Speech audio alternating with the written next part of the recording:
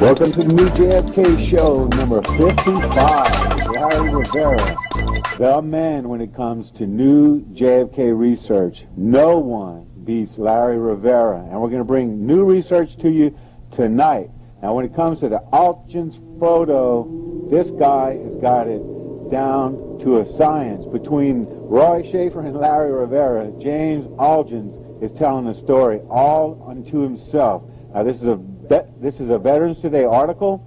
You can go to Veterans Today and type in JFK, the James Ike Altgens photo timeline. All right, Larry, talk to us about this new article you've got on Veterans Today. Nice to be back on the show with you. We've been doing a lot of work in these past couple of months with the people in the doorway, and specifically here now with the Altgens photographs and the timeline, where we have published a new article with Professor Fetzer.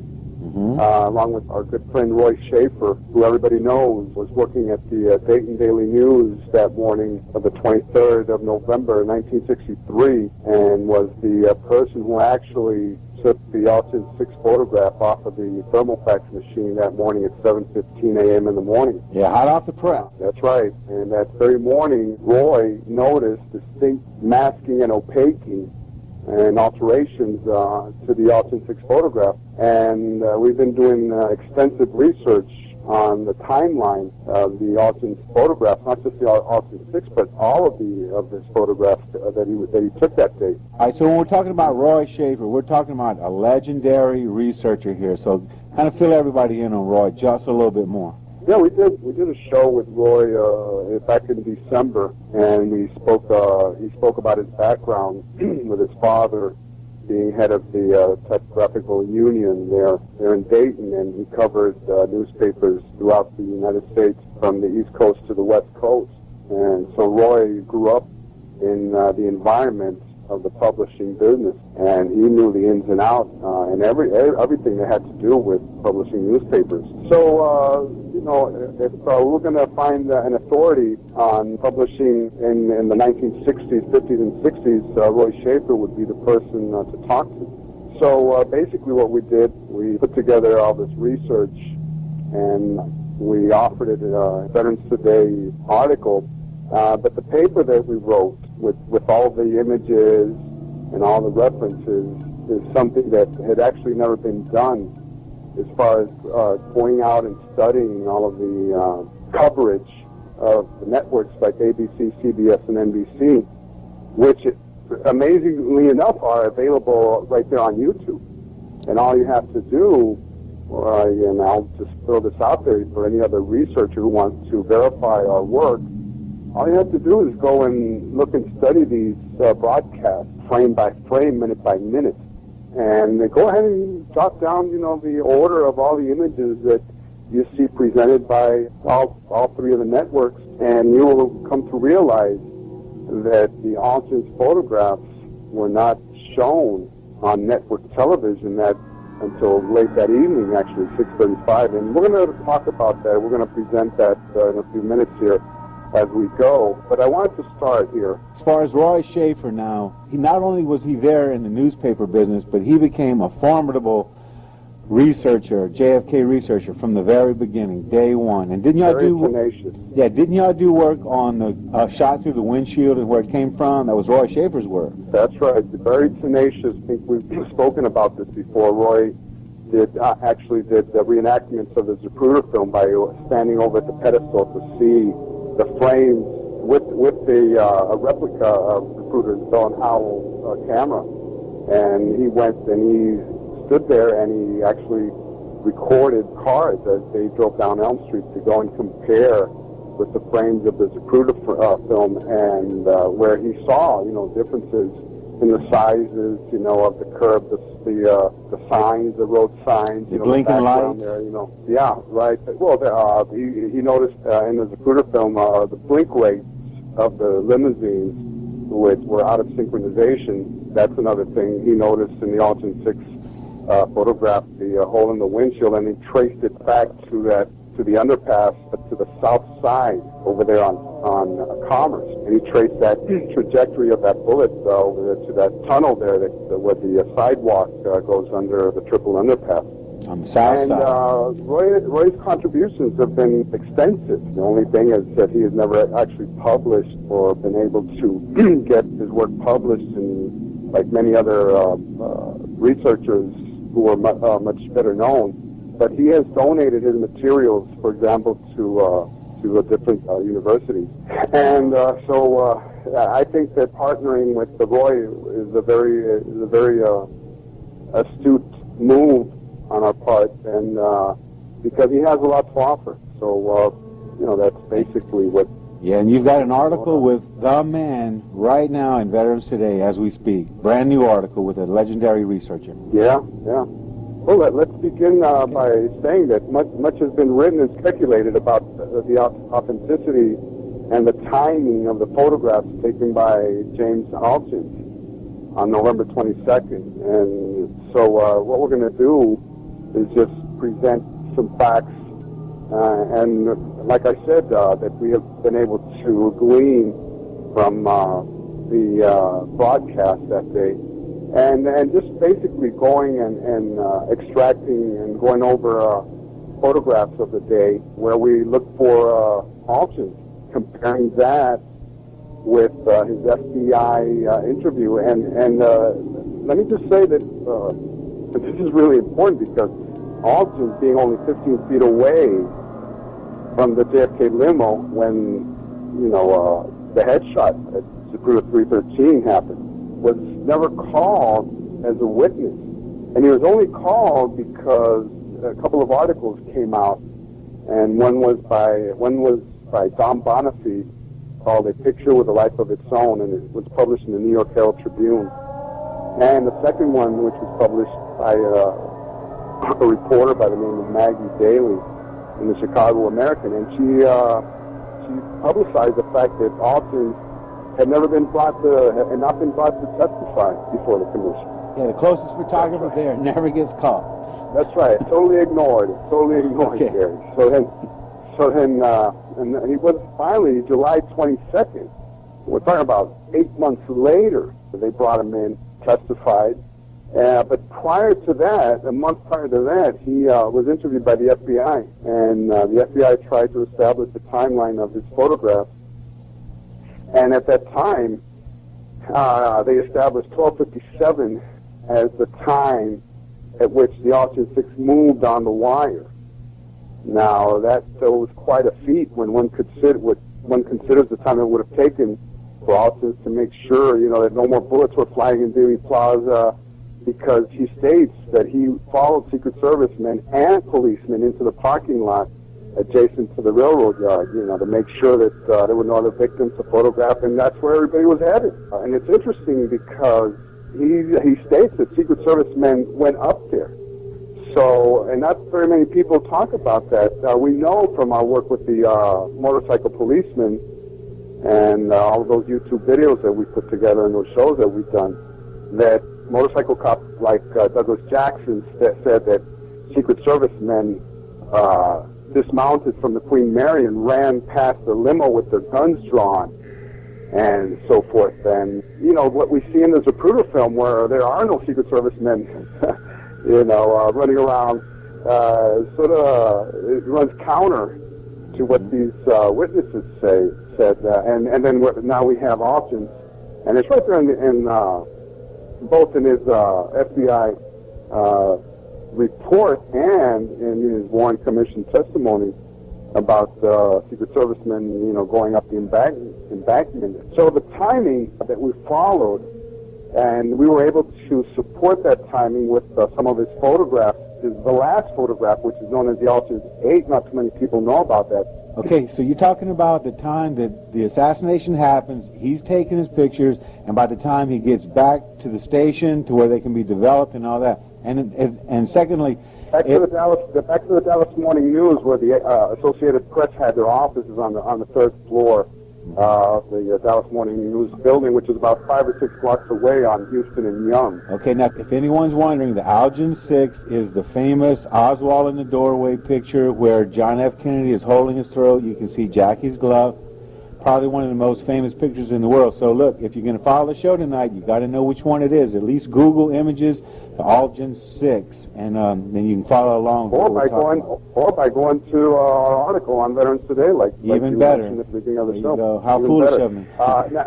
Now it's important to realize that there are several Altgens photographs, and we have the Altgens 4, the Altgens 5, the Altgens 6, the Altgens 7, and the Altgens 8. Now, Roy has hypothesized, and I have to agree with him, that there was a photograph missing in between the 6 and the 7. We mentioned it briefly in the paper, in the article, where this could have been a photograph which showed all of this dispersal of the Secret Service? Of the Secret Service, yeah, of the Secret Service. Motorcycle cops stopped, and perhaps, as we have reported previously, Douglas Jackson, running his motorcycle up the embankment, and that, that kind of scene. Now, the Altgens 4 and the Altgens 5 are photographs that he took while the limousine was still on Houston Street. Okay, now the Altgens 4, just briefly describe it, is the photograph where you see Jackie holding her hat because the wind is blowing in a way. Famous. And they're just beginning to move on Houston Street. And then after that, number 5 is the one that shows that black man in the background on the escape on the stairs, on the emergency escape of the Daltex building. Okay, and the limousine from the rear as they advance towards the turn towards Elm Street. Okay, those two, the 4 and the 5, are as they were on Houston Street. Now, what happens here is that Altgens snaps these two photographs, and then he runs across the infield of the south side of Dealey Plaza there on the south curb of Elm Street, and which also gives you an idea of how slow that motorcade was traveling, because he had enough time to snap 4 and 5 while the motorcade is on Houston Street, and then he runs across, and he's able to establish position on the south curb of Elm Street, where he takes 6, 7, and 8. All right, so that's more or less the timeline on those. Now, and like so you can see him in a lot of different pictures. He was photographed a lot of times, and he's spending a lot of time in Dealey Plaza. As Altgens 7 is the one where we see Clint Hill pushing Jackie back into the limo, and there's problems with that one as well, because we're going to talk about that, in a little while here. It's towards the end of the show, but right now, what we want to establish here is what Altgens did and when. Okay. Now, it's important also to realize that Richard Trask wrote a very popular book in 1994 called Pictures of the Pain, where he sort of covered almost, and I'm not saying every photograph, but almost every photograph taken in Dealey Plaza and before and after the assassination. And he did a lot of background on the photographers, where he established who took what picture and from where. For example, the 3 camera cars, 1, 2, and 3. He dedicates an entire chapter on Altgens. He dedicates more than 100 pages to the Zapruder film alone. So it's a very complete volume. And the important thing about this book, Gary, is that he offers a lot of background on each of the individual photographers and the professional ones and the amateurs. Even though it's not one of those books, with glossy pages like Grodin's Killing of the President, which is in full color, and his 1993 volume, his tract has many, many more pages, and some black and white, and it just basically gives you the full history of each, almost each and every one of the pictures. So anyway, in this book, he dedicates an entire chapter called The AP Man to James Altgens. And he was in touch with Altgens for more than 10 years, from 1985 to 1994, where they corresponded and they spoke many times. So he was very familiar with James Ike Altgens. However, he sort of embellished, to put it that way, and the rapidity with which Altgens supposedly put his photographs on the wire that day.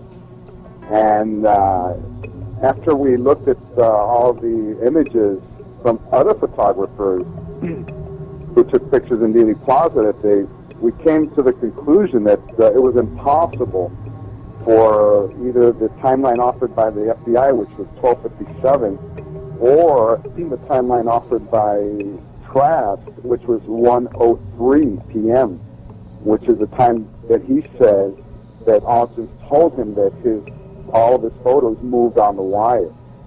Now, we just went in and did a little bit of research on how fast it takes for photographs to be developed, from the roll that's inside the camera to exposing the photograph and creating the negative.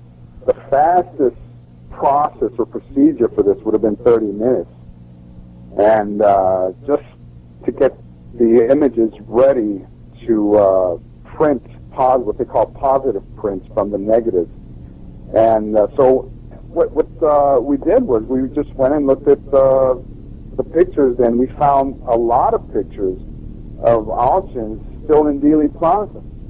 Now, all this is compounded by the fact that Altgens went and, according to the FBI, used a phone to call his office immediately after he finished crossing the street to get his gadget bag. And so this would have taken a little bit more, and we have to consider that right after the assassination, there were a lot of media guys looking for telephones. So telephones were at a premium right after the assassination. And there's the example of McNeil going into the GSBD to use a telephone and being directed there by somebody which later on he said that could have been Lee Harvey Oswald. So that gives you an example of how scarce telephones were and how tough it would have been to find a telephone for him to call his office and tell them about what happened. Now, curiously, this information is not talked about in his Warren Commission testimony. This only comes out in his FBI interview of June the 2nd, 1964. So that would have added more time for him to get back to his office. Now, real quick, when you're talking about the gadget bag, also Altgens can be seen in the Zapruder film, and you can see his gadget bag in the Zapruder film. Is that right? That's right. Okay. And then in the last series of photographs that we offered in the article, one of the Willis photographs shows him ready to cross the street right behind the press bus. And we'll talk about that now, but before that, he's seen, first of all, in a Richard Bolton photograph where he's walking down from the grassy knoll, and he's very calmly walking. He's not, as you can see, he's not rushing. And in this photograph, you see some of the other photographers like Wigman and Cancellaire and Atkins, taking pictures of the Newman family. And right there to the right, you can see a dark-complected man and an umbrella man who have already taken a seat at the curb there, not at the street curb, but at the curb that connects with the edge of the grassy knoll there. And so that's the first image that attracted our attention there on Altgens. Okay, now the next photograph is actually taken by his brother-in-law, whose name was Clint Grant. And by this time, Altgens is right there on the sidewalk, and he's looking in the direction of the triple underpass. And very calmly, he's not in any rush of any kind, Gary. So then after that, we see him in Mal Couch, that same movie that we talked about in one of the shows that showed Marion Baker at the beginning. Well, the sequence of that film later on shows Altgens as Couch was going down Elm Street in one of the camera cars, and Altgens is still right there on the sidewalk, stopped, and he's looking toward the triple underpass. And then in one of the Cancelera photographs, he's which shows the Newmans, where he shows the Newmans, and you can see Altgens' backside, and he's still there in Dealey Plaza.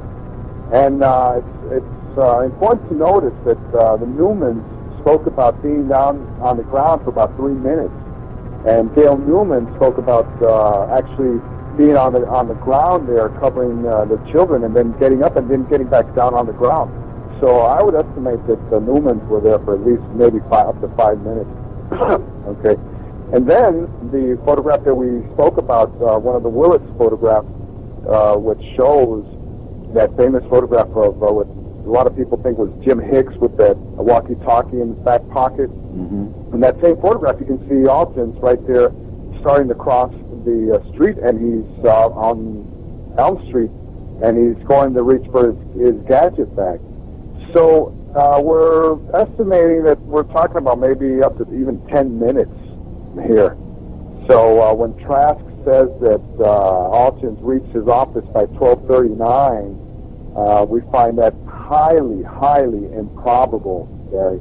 And then in order to have his photographs on the wire by 103, we don't think that's possible at all. So he spent a lot of time in Dealey Plaza, and he's got a big waist, so this guy's no 42 sprinter. Years old, 42, 44, I think it was 42 or 44 years old. He looks older. Yeah, and he doesn't look like he's that type of person who could sprint down. You've been down to Dealey Plaza. You know how far it is to the Dallas Morning News. He looked like a real. He looked like a real reporter who used. Now we spoke about the actual procedure of developing 35 millimeter photographs. Just briefly, the roll has to be taken out of the camera in a dark room. Okay, and then it's got to be placed in developer solution between 5 and 10 minutes. Then it's placed in picture solution for another 5 or 10 minutes. Then after that, it's washed with a special washing solution, to get all the debris out of the way. And then that negative film has to be dried. Then from there, you make contact prints, and then the negative is put on the light table so you can identify what it is that you want to make positive prints out of. And then finally, you make positive prints, 8.5 by 11 prints, and one of these always goes to what is known as the morgue. The morgue is permanent storage in the newspaper business, where it doesn't matter what happens to photographs afterward. There's a place, a copy goes to the morgue. Okay, and that's the photograph that Roy had been after for many, many years, and he had never been able to get to the Dallas Morning News to produce that, or the AP Associated Press. And so basically that's the procedure. Then from there, when the photograph is captioned and stamped for transmission, the official story is that the Associated Press put these out, the Altgens 4, 5, 6, and 7 at 103. We went, like I mentioned earlier, we went in and we looked at the actual timeline of the photographs as they were made available to the networks that day. Like I said, the Altgens photographs did not come out until 6:35.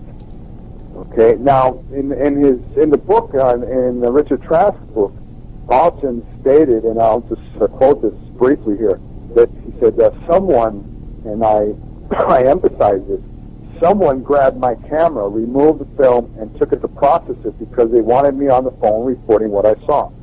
We did an extraordinary job because within 20 minutes of the assassination, we had a picture rolling on the wire, and that's good. All over the world at the same time that people got it in the U.S. of A. It was fantastic. I saw some of the cable photos that came back in that night, and one or more of the pictures I had taken were on page one of many of the world newspapers, and that's quoting directly from Trask. Like I said, he really embellished what happened that afternoon, because from just briefly speaking with you here on what the evidence is, it's just not possible at all that it could have been this way. So that's why we went and we studied the videos to find out if it really happened that way. So basically, we've already spoken about here the FBI report, which does not coincide with the Trask timeline. We went and, like I said, we looked at the networks, and when we looked at the networks, we realized that the very first photos that were shown by ABC, NBC, and CBS were not the Altgens photographs. Despite the claims by Trask that with unprecedented efficiency, the Associated Press had Altgens images distributed on the wire, there is nothing further from the truth, Gary. Mm-hmm. For example, the very first image that was transmitted was at 2:08 Eastern. That would have been 1:08 Central, local time in Dallas. And that was only 38 minutes after the assassination. And this photograph was a UPI photograph. And it was shown by Cronkite, okay, at that time. And it was shown by Ron Cochran of ABC. And in this photograph, it happened early, very early in the motorcade, because you can see the limo traveling from left to right, which is totally different from the Altgens photograph, where the limo is traveling right to left. And you can see JFK, and it's a photograph that has been cropped, obviously. And that was the very first one that came out at 2:08. And we've got James Altgens with the killer photographs here, and it's not out, and they have got this generic photo. We'll be right back. This is The Real Deal with Dr. James Fetzer, Larry Rivera, Gary King. We'll be right back. Welcome back to The Real Deal with Larry Rivera. This is the new JFK show. We've got the best in new research and your source for the truth. Go ahead, Larry. Okay, so we're talking about the UPI photograph, and that's the very first one that came out in the that was shown by the network. And it was also the very first one that came out in the New York newspaper at the time. The New York World Telegram published in their afternoon edition that same very cropped photograph. Like I said, JFK had his arm resting on the side there of the door, the quarter panel, and you can see Roy Kellerman and Governor Connolly. And in the very background, you can see Bobby Hargis. Then we showed the original non-cropped UPI photograph in our article. Basically, what happened here is there was a race, and the competition was on. And at this time, you had not only AP and UPI, who were mortal enemies, as competitors in trying to get these fantastic photographs out to the public and to the nation, but you also had the two local newspapers, the Dallas Times-Herald and the Dallas Morning News. It's very interesting because they had couriers who were stationed at strategic points within the motorcade, and they were scooping up and catching rolls of film from the photographers that were riding in the camera cars. All right, that's how they were able to get these photographs as quickly as possible to their places of operation. For example, at the Dallas Times-Herald, they had Bob Jackson, and he was tossing rolls up to a courier, a guy by the name of Tim Featherstone. That's the next photograph that made its way onto the wire. It was by the Dallas Times-Herald. And it was as the motorcade made the turn right at the top where it started onto Main Street. And in that, again, a very cropped photograph. And this is a photograph that shows Clint Hill riding on at the very back of the limo, crouched and he's standing on the step there, the same step that you can see him later on in the Austin 7. So this is the second photograph that made its way, and it came out at 2:32, approximately 2:32 Eastern, 1:32, approximately about an hour after the assassination. What this shows again is the time that it would have taken to run and rush that roll of film over to the installations of the Dallas Times Herald and get it processed in the time frame that we spoke about earlier. And then that's that's the normal time it would have taken to do this type of operation. Okay, so then, amazingly enough, we found, and this was in the NBC coverage, we found a photograph of JFK and Jackie and Governor Connolly at Love Field, where Jackie is holding the bouquet of roses. You can see Connolly, where he's wearing this face, very unhappy. He looks very unhappy, like he might know what's going to happen, in the next half hour, or something like that. But anyway, I was looking to find out who was to be credited, who was credited with that photograph, and to my amazement, it was the Associated Press. And I got this information from Robert Groden's book, Killing of a President, and there it was. The credit was AP Worldwide, which shows that if NBC showed an Associated Press photograph around 2:07 or at the latest 2:15 in the afternoon, but ABC and CBS did not show this photograph, but NBC did, what it tells us is that the Associated Press was putting photographs out on the wire. But you get this one which shows JFK and Connolly and Jackie at the airport at Love Field, but the Altgens photographs still have not made it to the wire. That's the one that's showing a lot of evidence here, but we're getting these generic airport photos and stuff, so they're really centering what's going on right now. That's right, especially because it's an Associated Press photograph. That's the killer right here, because how can it be that this photograph makes it on the wire at that time, or very early that afternoon, but the most important photograph, which was supposed to be the Altgens photograph, purportedly taken immediately by Altgens and taken right away to the AP offices to be wired, are not making their way onto the media yet. So I found that image, that photograph, to be extremely important, because it established that AP was in the race and AP was competing to put photographs on the wire that afternoon. Okay, now amazing to me that afternoon NBC showed the Cancellaire photograph that showed the Newmans on the ground there with Ike Altgens backside, the one that we spoke about a little earlier in the show. And that one was shown by NBC around 2:40 that afternoon.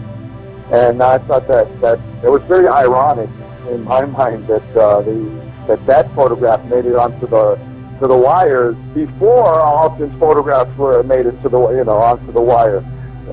so then the simple chronological order of the wire photos that were transmitted by the different media that day suggest that they were taking no prisoners when it came to getting the scoop over the competition here, Gary. But conspicuous by its absence, however, were the Altgens photographs. Simply put, they were not shown on television that afternoon, and only made their way onto newspapers very late that day. Now, couple that with our analysis of the timeline it would have taken for Ike Altgens to make his film available to the media, and the obvious delay his photographs underwent, this now raises serious questions as to the real trajectory of his roll of film. Fortunately, we now must consider a more nefarious scenario. Now, where did those photographs end up? Obviously, we have been suspecting for a long time that this company where Lee Oswald worked, the second place that he worked when he came back from the Soviet Union, which was the Jaggers Chiles-Stovall. A lot of people have, over the years, done research on this company, but not very much information has ever been published. Again, our very good friend and researcher from way back in the late 60s, Beverly Brunson, and I have to quote something that she wrote about Jaggers Chiles, and she wrote, quote, "I have long suspected that all is not right with that firm," end quote. just by following that, I figured that it was worth taking a closer look at Jaggers, Chiles-Stovall. And like I said, it was the second place of employment for Lee Oswald. And then went and looked at old maps of downtown, and we realized how close Dealey Plaza, and not only Dealey Plaza, but to the Dallas Morning News, the AP offices, and City Hall. It was all, within the same neighborhood. And I don't know if you remember in November when we went to Dallas, one of our very last visits that we missed because we were so pressed for time was going and doing a little show there, a little part of our show there at where Jaggers, Chiles-Stovall used to be located there on 522 Broader. And remember, we didn't have time to find the address. But anyway, like I said, it was very close to downtown, within 7 or 8 blocks. Yeah, 8 blocks. Yeah.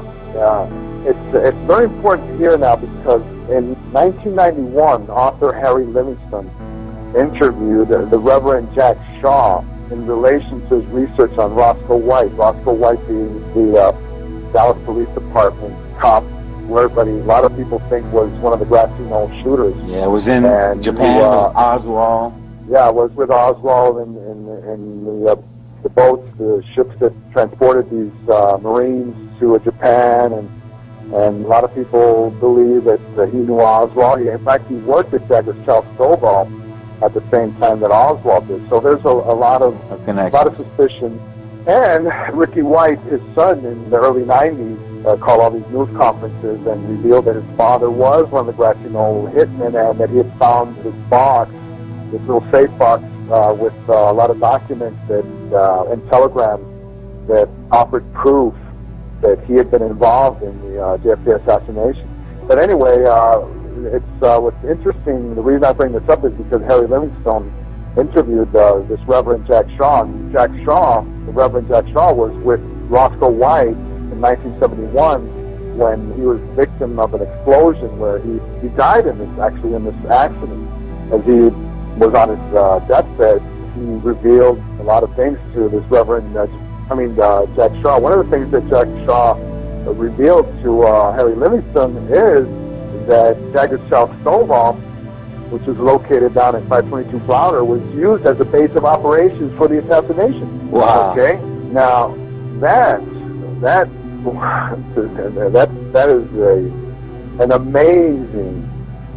is amazing information. And also, there were other indications.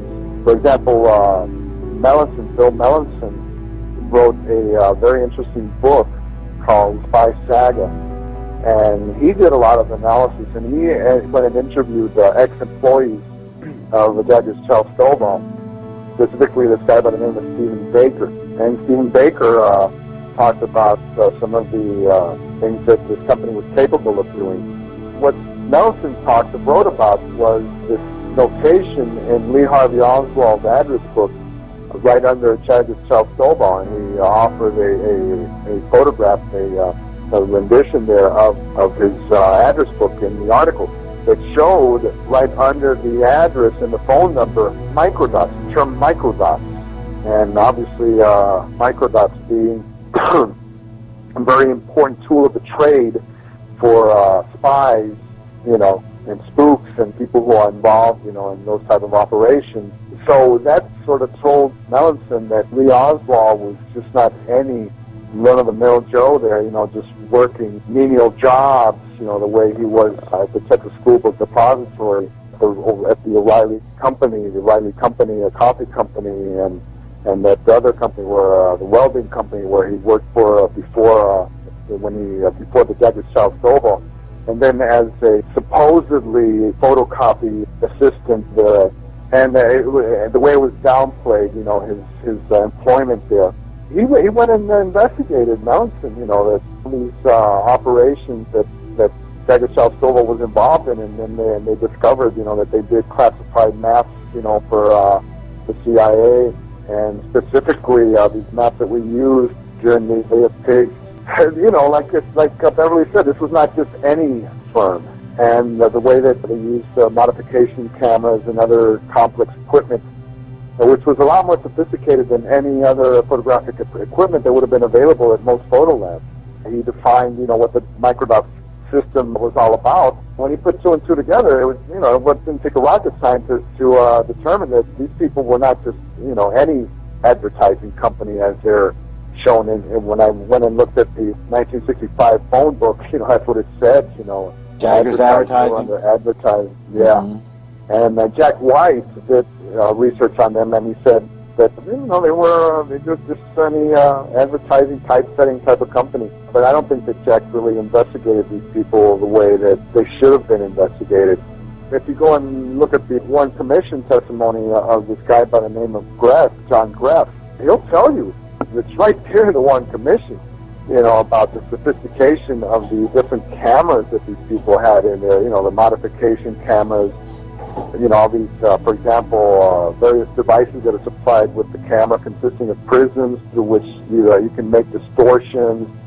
And as far as they were concerned, anything goes to get the final results, whatever has to be done. Those are words I'm taking verbatim from his Warren Commission testimony, and that they specialized in black and white photography, mostly 100% black and white.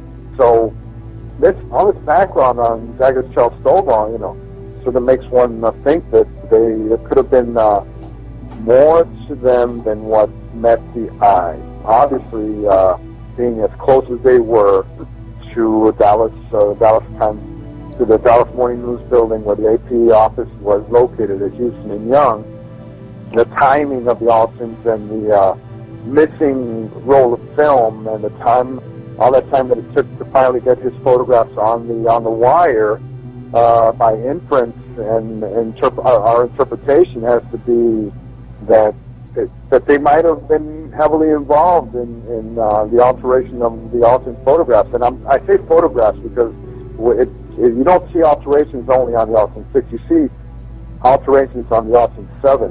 And I believe we have spoken about this before, specifically about the rear view window, the rear window of the Ford, the Mercury that Chick Curry was driving, which had Forrest Soles and Winston Lawson.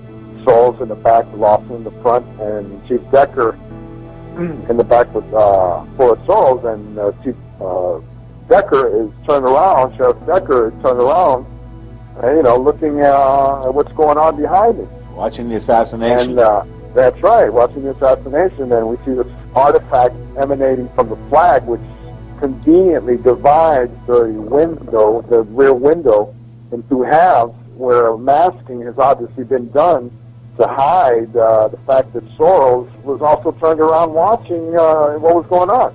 Plus the fact that the brake lights are on, indicating that Curry, the car is stopped, and that kind of thing, and which brings us back to what Roy has identified as these alterations, and we did comparisons of the flag, of the presidential flag, which is shown in the Altgens 5, 6, and 7, and you see the obvious difference. And then what really takes the cake is that the Altgens 7, when it first came out that afternoon, but the Altgens 7 did come out late that afternoon. It had been cropped to cut out Sheriff Decker and the left tail light that shows the brake light that is on. So in essence, as you looked at it that afternoon, you would have never been able to realize that both tail lights, indicating the brake lights, were on, indicating that Chief Curry had stepped on the brakes and it stopped that car. And other things that are revealed in the Altgens 7, like the crack, the hole in the windshield, and a little bit of damage on the rear view mirror, in the frame of the mirror there, and so forth and so on. So we have come to the conclusion is that these photographs were definitely altered. And I have to also mention that Rigby, his name Rigby from the UK, had offered the OIC a timeline where he gave the OIC about the 3-hour window for that alteration. Those alterations were taking place. We thought that it was probably a little bit more. And another thing, many people think that these photographs could have been altered off of the wire And there's nothing further from the truth, because you cannot get that type of quality by altering a photograph that's coming off of the wire.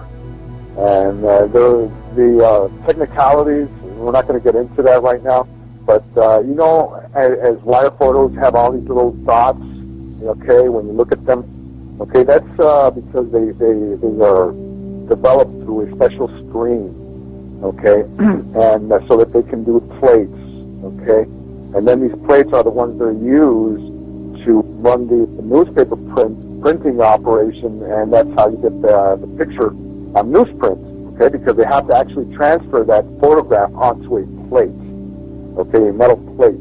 So this is not as easy as it seems, so, and when that photograph comes out of the thermofax machine, it comes out all wet, sometimes even drippy, to the point where it needs to be retouched, okay? So that right there gives you an idea of the probability of if they would have been able to, for example, wire this photograph to New York or something and do the alterations over there. No. The alterations had to be done with the original negative. And Dallas. And that's right. And what Roy and I have determined is that these alterations had to have happened in Dallas, locally. And then after they did the alterations, they reshot onto new negatives, destroyed the old negatives, and then they put them on the Tri-X pan film, and then with the new negatives, that's what they used to make positive prints that were later on used for the new wire photos that were sent out late that afternoon. And that's basically what we have here. All right, so didn't they send Altgens to Parkland Hospital? Didn't they send Altgens? That's right. That's it. Get him out the way. Thank you for bringing that up. Because that's something that not so many people are aware of, that Ike Altgens used to do all of this procedure, all this process by himself on his own. He would bring in his roll of film, he would develop the roll of film into a negative, and then do the positive prints, and then do the captioning, and actually operate the wire photo, the thermofax machine. And he used to do all of this for 26 years. He did this. And when they talk about someone grabbed his camera, and that someone was never identified. Another thing that's very important to note here is that while all this was going on, and you have to picture this in your mind, while all this was going on at the Dallas Morning News and the AP offices, and they were, every image that came in attracted an inordinate amount of attention. All of a sudden you have someone, and that someone is unidentified, who grabs his camera, and then they send Altgens to Parkland. Okay, and in Roy's words, and like Roy said, to get rid of him. Okay, so Altgens did not process his film. Okay, a lot of people might think that he did, but he did not. As soon as Altgens came in and they grabbed his camera, they sent him out to Parkland with this other photographer by the name of Burroughs to cover what was going on at Parkland, and they kept him there until about, I think, till 5 in the afternoon. 4 or 5 in the afternoon, a lot of time that went on there where Altgens did not know what was going on with his roll of film. So we have a guy that was in Dealey Plaza, one of the closest photographers to the assassination, and they've got him wandering around Parkland Hospital till 5 in the afternoon? Something like that. That's right. So, when they try to, push this story on us about how efficient they were in disseminating his photographs. We believe that the surviving CBS, ABC, and NBC television videos, which take us back to November 22nd, and as riveting as they are, they show a blow-by-blow account of the tragedy that was unraveling, when this nation lost its innocence through conspiracy that claimed our 35th president. And now within these videos, we are unequivocally able to discern the order in which early images and photographs were propagated and disseminated to the world that day. In the case of the Altgens photographs, unfortunately, it is clear that these were set aside and were not sent out until later that afternoon.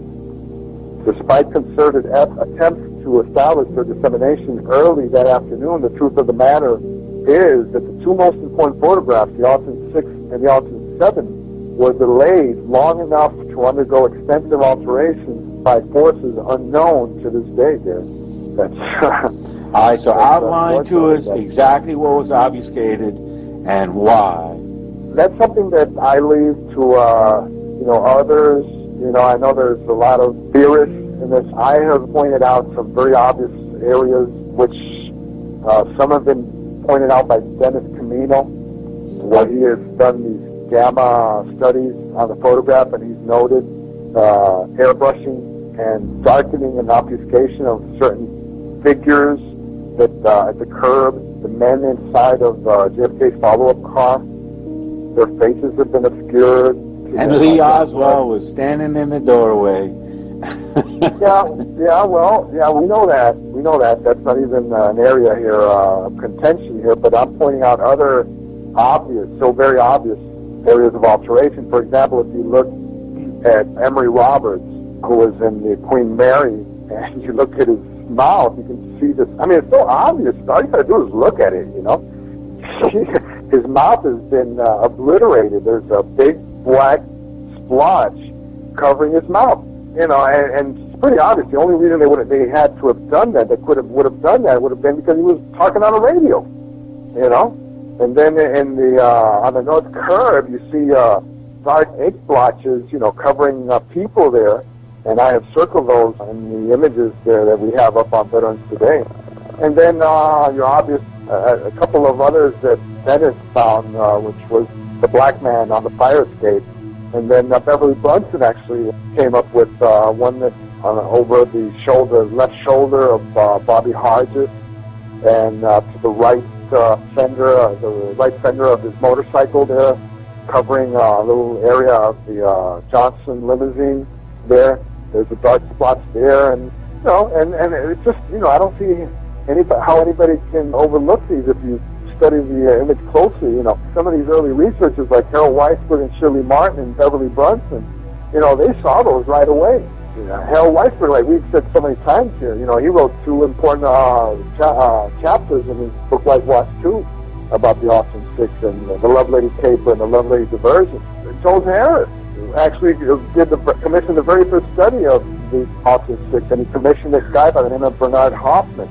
And Bernard Hoffman went and he did this study where he isolated the image in very small quadrants, and then he put these together again, and in order to magnify each area, and that was a very important study. And then let's not forget that Jones Harris also went looking for Billy Lovelady, with that guy Beckman that we've spoken about, and they had fights over there on the street because Lovelady wouldn't want to be photographed, and all of that went on. So many things that have been published in so many articles about the Altgen 6, but I don't think anybody had ever taken upon the task of doing timeline like the one that we did. And I believe this timeline is going to replace the Trask timeline eventually, because we have been able to support our work with primary source materials. That's the most important thing about research. Mm-hmm. Yeah, this is new research with the legendary researcher Roy Schaefer and Larry Rivera. When it comes to new research, nobody beats Larry Rivera.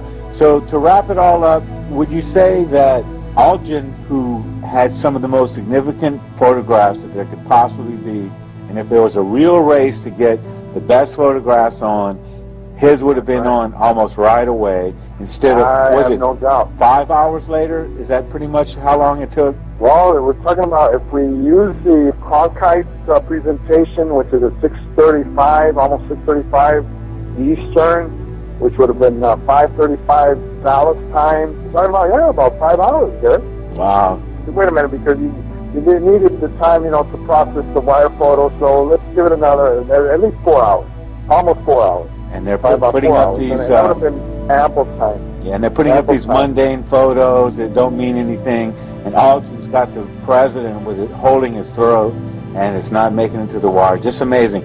All right, Larry. And another thing, Gary, let's not forget that at that time the technology available was only three types of technology, which were masking, opaquing, and airbrushing. Okay, so that was it. Anything outside of that, it's not like today where we cut and paste. pixel seconds.